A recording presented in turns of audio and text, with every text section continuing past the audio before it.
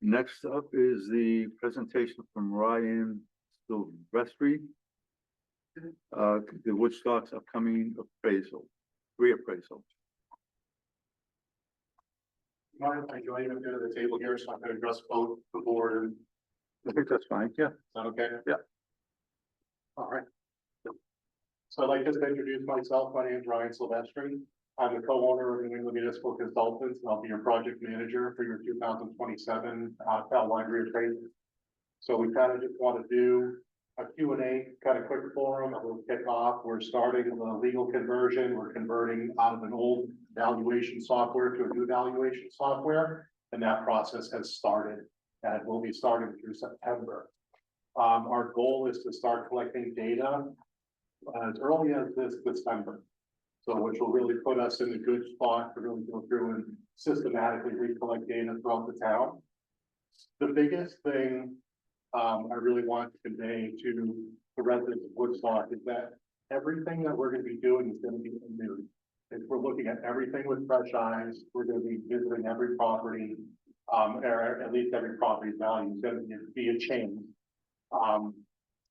And we're moving into a new software that is much more apt at valuing diverse properties. So the better of a job we can do with collecting data, the better of a job we can do in creating equity. And equity amongst taxpayers is our #1 priority through fair market valuation. I grew up in Massachusetts. I've been here since 2014. I started working up in the Northeast Kingdom. I've been a resident of Ludlow for 5 years now. All of our staff are Vermont residents. We'll have a number of staff cycling through the town for data collection. Prior to any data collector visiting your property, you'll receive an impact letter. So you receive a letter stating that we're coming, we're going to be working in your area. If you'd like to schedule an appointment, you have to call the the assessor's office and schedule that appointment. If you don't wish us to be on your property, you also must call and tell us. So we're going to respect the privacy of all the taxpayers in town. But what that forces us to do, because we have to adjust everybody's assessment regardless, is now I have to use Google Earth. We have to use the resources that are our availability and, kind of from the road, whatnot, it's going to be really difficult to get an accurate value using, that method. So then we have to go through the grievance process to correct that value. So again, we really are, we're looking for as low impact as possible. We really do try to respect everybody's privacy, but at the same time, we have to do the job, and the job's very important. All of our values are data derived. So data out, your assessment is only as good as data in. So the more data we're able to collect, the better a job we're able to do in the field over the year or 16 months that we're going to be collecting data, the better product, the better outcome for all the residents of Woodstock. And that's our goal. We're working for you. We're civil servants working for your community. With that, I see there's pretty good attendance. I kind of want to just open up the general Q&A. I know taxation is front of everybody's mind this time of year. So if it's okay with the board, I don't know how much time you want to allot, but. Ryan, do you want to start with questions from the board first? Yeah, and sure. Or the residents, or vice versa? I don't know if the board has any. You said that you've already started the conversion between the current software, or what you guys are using now, and the new software. What is the software called, and is it just a more usable, updated software that you have? Yes, it's a much better tool we use. It's a Canvas software, computer assisted mass appraisal software. We're converting into Catalyst AP5 software. So it's cloud-based, so there'll be no need for any local infrastructure. Your data is going to be incredibly secure. It's going to be on Amazon servers, AWS servers, with backup offsite every 12 hours. So I've been moving all of my clients to this platform simply for data security is paramount, but also the software is very detail oriented. It gives us the ability to really get down to the nitty gritty and value complex properties, whereas your prior Canvas software was a bit more clunky and has fewer direct units of comparison, so less data points, which makes it difficult to really capture, quantify those unique, the uniqueness of, those properties that Woodstock has. How do you, Ryan, work with our assessment office right now? Have you guys worked together for the reassessment, or do you just do the reassessment and then report back to them? Like, how does the collaboration work? So we'll be working in tandem directly with them. We'll be working out of their office while we're here in town. The assessors will be fielding phone calls for us, scheduling appointments, keeping a thumb on the pulse of the project. We'll do updates however readily you would like, as far as a progress report. We're gonna lean on their legacy information, Kathy's been here a long time, knows a lot, we don't want to just throw all that knowledge away. We want to utilize it. So we'll be working hand in hand through the data collection process. And then when we submit preliminary values to the town, we're going to submit preliminary values to Kathy and for her approval, the town's approval, and then we'll send out preliminary value notices to every taxpayer in town. That will start the informal hearing process. So we're going to add an informational stage of appeal prior to a formal grievance process that you already have. And for those folks that have never had or gone through an appraisal, how long do you expect the individual property appraisal or that? I'm sure it depends on the property, but that's all. Sure, it depends on 15-20 minutes. Okay. Yeah, so depending on the property, we may be outside longer, depending on, how many outbuildings there are or whatnot. But as far as an interior inspection, 15-20 minutes is all we really require. Can I ask a follow-up on that? What will you or your staff have to keep, so people recognize it's you coming in and allow you interest compared to someone not gonna do an estimate on that? Yep, so we're gonna work directly with your local PD. So we're gonna have our mug shots, our data collectors mug shots, license plate numbers, types of vehicles with police dispatch. So anybody that calls, we'll also check in with them as much as they'd like us to. So we'll tell them where we're working for that day. All of our data collectors wear vests. They wear lanyard IDs as well as magnetized IDs on their vehicles. Every taxpayer will receive an impact letter again within 30, we try within 4 to 6 weeks of having someone knock on your door. We're pretty obnoxious. It's hard to miss. Susan, Kerry, do you have any questions? I do not, thank you. It's Susan. Nope, I'm good. Thanks. Thank you. All right, so anyone that has a question, please come up to the front and ask the question. I have a question. Instead of spending hundreds and thousands of dollars on a lost cause legal defense, wouldn't it make sense to fund a fund to help elderly people who bought their houses here a long time ago pay for these increased property taxes? I think that would be doing a much bigger service to our community than what is currently being spent. Do you agree? I'm not following. Sorry? I'm not following your line, your question. Well, my questioning, well, everyone's taxes are going to go up from this reassessment. And I have neighbors who have been retired for some time, who bought here when property was very cheap, who have been here for generations. And I don't know, it's hitting me hard and I work. So I can only imagine how hard it's going to be hitting them. I have concern for them. I very much like them and I get along well with them. And I'm thinking that we as a community need to establish a fund to help those individuals pay for increased property taxes. And my question to you was, don't you think that instead of spending hundreds and thousands of dollars on Mr. Duffy's witch hunt, that instead we could support a goal like this? I don't think that's worth answering, so thank you. Not worth answering. Okay, thank you very much, Ray. Anytime. Yes, no, there's so much. So. Woodstock Village. I just kind of want to get a sense if it might be impossible, but like I look at Zillow and I look at Redfin and my property, the values are ridiculous, but they say my house is that, can we expect that kind of thing? Or, you look at these things because they really are rather outlandish. So I don't look at Zillow or use any of the third-party real estate estimates. So, the kind of the saying, you really can't take that to the bank. But what state statute, I have to look at are the 3 prior years of sales in Woodstock. April 1st, 2024 to April 1st of 2027. We're gonna use a hybrid approach, evaluation. It's a market adjusted cost approach through sales validation. So all of our values that for building values are loaded Marshall and Swift values for costs. We then adjust those cost values for a specific market. So square foot price, grade adjustments are all gonna be tailored specific for Woodstock in your market. There is,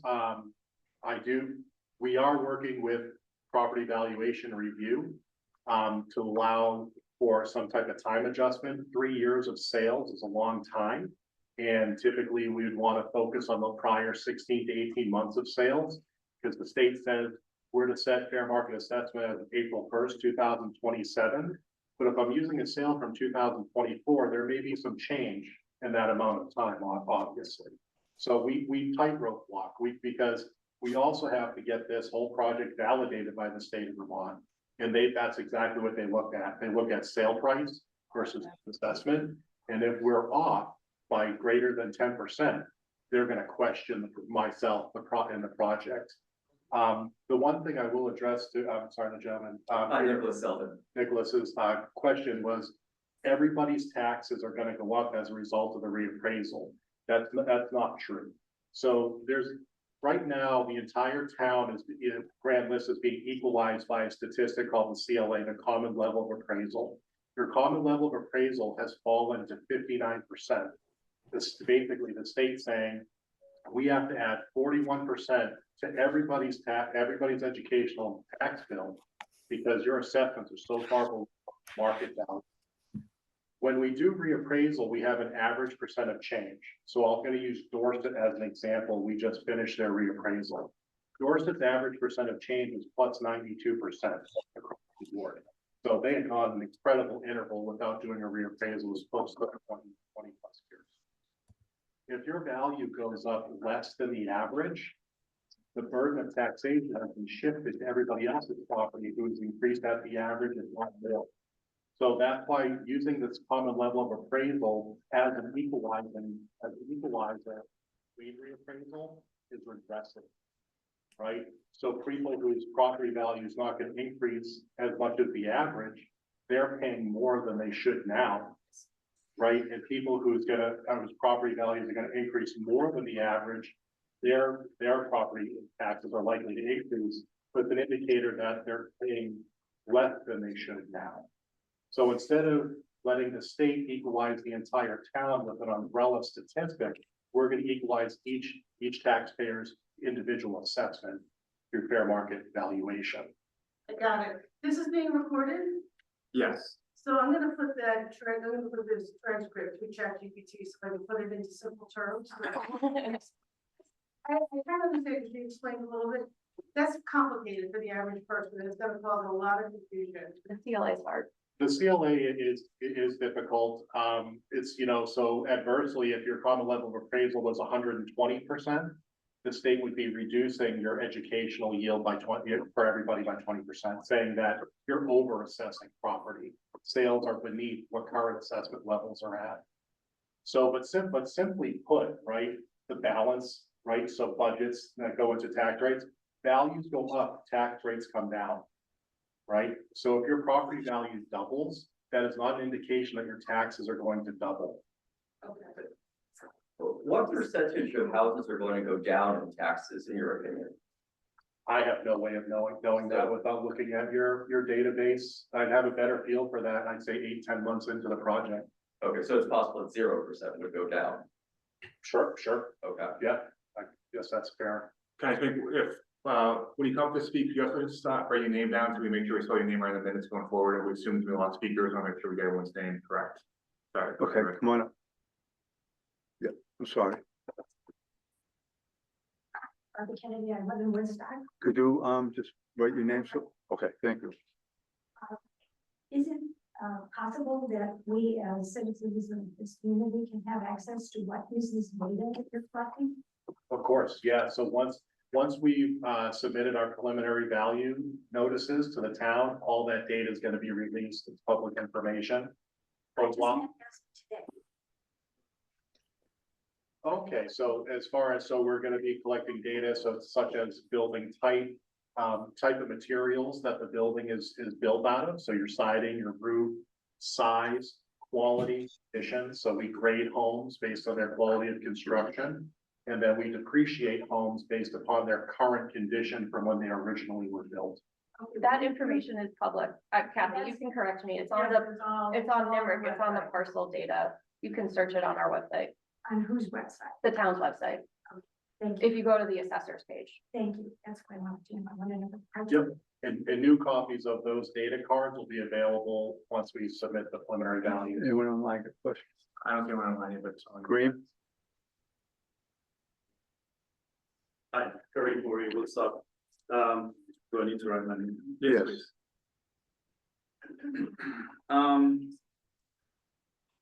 I think the conversation is very interesting because with everything that we're gonna get hit with, it, you know, you're gonna get a water company presentation, and there's the wastewater management company. And then the school thing is rearing its head again. I think it would be helpful, because people are gonna already freak out. It would be helpful to put some examples, perhaps either on the website of the town or in the crier, that walks people through the CLA impacts and what it actually means, okay? That, you know, I know it's probably optimistic to think that, you know, taxes are gonna be going down, but in some cases, it might limit the increase or the rate of increase, right? So I think, in my opinion, it would be helpful to put a few examples that people can read and really understand and digest, in addition to the Chat GPT, you know, simplifying the Make sure you explanation. use version 5. That's it, thank you. So a couple things to address that question. The CLA calculation is on your tax bill. So it is built in there. When we do the reappraisal, that CLA statistic is automatically going to be corrected to 100. So right now, the state is adding 41% to your grand list and taxing that for education. When we do the reappraisal, that equals, that CLA is going to be corrected back to 100. And depending upon what the equalization study shows in January of 28, your CLA, so like Manchester CLA, when we finished their reappraisal, they got a temporary CLA of 100. After the equalization study was completed, their CLA went to 123. So they saw a large reduction in their educational equalized grand list. That obviously year after year crept back down to 100 as sales continue to appreciate. But that's why we do reappraisal, is to equalize the grand list through individual property assessment and to correct that umbrella statistic where we're just adding 41% to everybody's educational tax yield indiscriminately, regardless of what your property is or what your value should be. John? So, quick question, just to follow up on that. So if you assess my house as being worth 41% more than it is today, Mhm. then my taxes would stay the same. In a perfect world, yeah, yep. The budget stayed the same, if all other variables stayed the same. I'm sorry, I meant the education part, the education tax. If the education budget stayed the same and my appraisal went up the same amount as by 41%, then my taxes, not my tax rate, my taxes would stay the same. So yes, and a better example would be, I'll use the municipal tax rate as an example to avoid any education tax rate conflict. So say your municipal budget stayed exactly the same, right? And we doubled the grand list literally doubled perfectly. And the budget stayed exactly the same, your tax rate would be cut in half. Okay, thank you. Joe? Well, Still be a dollar, doing Woodstock. When the last time there was been something? 23? 16. So is that normal, the gap between? Towns typically are going 10, 15 years. The state just changed statute so that all towns must reappraise every 6 years. So the idea there being the shorter interval between reassessments, the less amount of change. The longer you wait, the more change is possible to happen. anything online? No, I still, I see.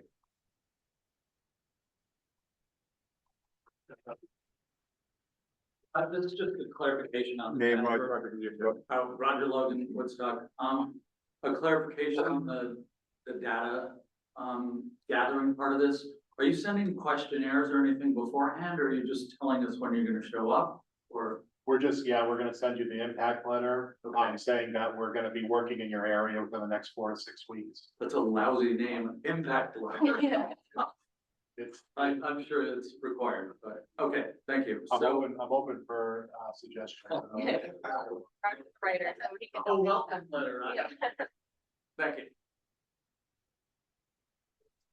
Any other questions? Oh, yeah, there's a few online. Okay. We have Wendy, Beth. Wendy and Beth, Yep, can you hear me? yes. Yes. Okay. Beth Hunt, just a quick question, and I apologize if this was answered. It's a little bit hard to hear online. What tax year would this reappraisal be reflected that we would see it in our taxes? So it would be, your summer 2027. Okay. And is there any differentiation between second homeowners and permanent residents relative to this appraisal? Not as far as valuation.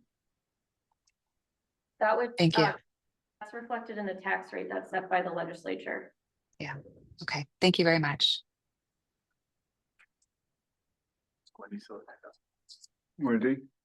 Thank you. Wendy Marinan, Village of Woodstock. My question is a follow-up on the impact letter and the data collection visits. Beyond knowing that you're coming in the area with 4 to 6 weeks notice, do we get to make an appointment? Yes, in that letter, it will give you instructions on how to schedule an appointment so that we come out when you'd like us to. Perfect. That could be just for the exterior only, or for both the exterior and interior, whatever your preference. Perfect. Thank you.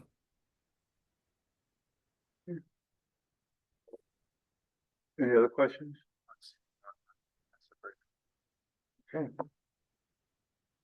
Thank you, Ryan. Yeah, you're welcome. So as far as, any further questions that come up, I'm always gonna be available. So definitely, submit things to the assessor's office. We'll get a response to you. The biggest part of this process for us as a company is really, education and taxpayer interaction. We all want to be on the same page with this. There's no reason why anything should not be an unknown. So we want to be as transparent as possible, and that definitely starts with interactions like this, which was great. So I thank you all for contributing to this permit. Good. Thanks.